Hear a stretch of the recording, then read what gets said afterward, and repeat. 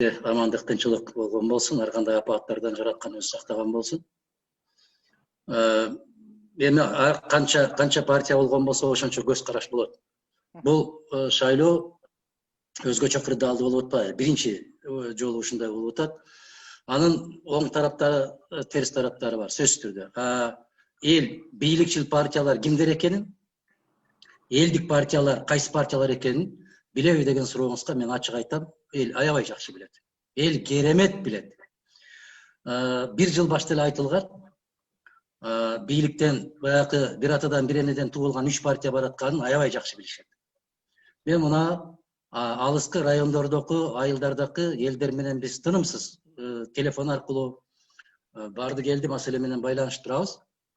Алар аябай жакшы билишет.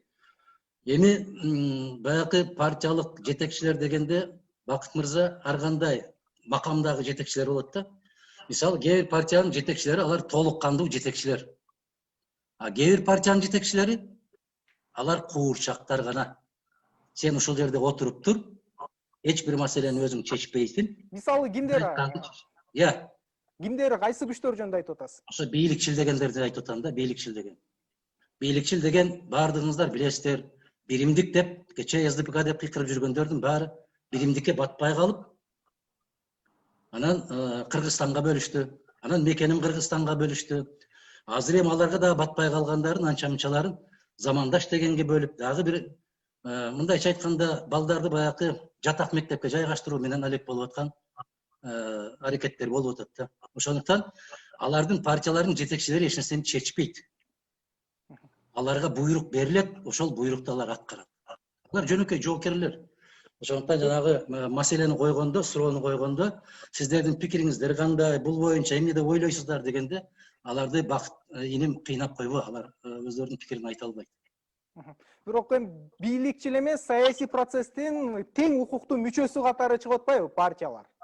Эми тең укуктуу деп өздөрүн өздөрү алдайт да. Анан эл билеби деген сурооңа мен жооп берип атам, эл билет кимдин ким экенин. Мисалы, Мирлан мырза бийликчил эмес экен деген айтып жатат. Мирлан мырза өзү деле жооп берсе керек азыр. Эми кайсы партия мен бийликчилмин, ооба мен бийликчилмин деп барат эле. Кайсы партия? Булардын баары баягы Акаевтан бери келаткан бата алып чыккан балдар да булар. Биз бата алдык, анан сен ушуга барасың, сен муну кошуп ал деди, сен тигини чакыр деди деп момундай отургузуп алып, мындай эми айланайындар, баардыгыбыз Кыргызстанда жашайбыз. Биз билип турабыз, көрүп турабыз, баарын сезебиз.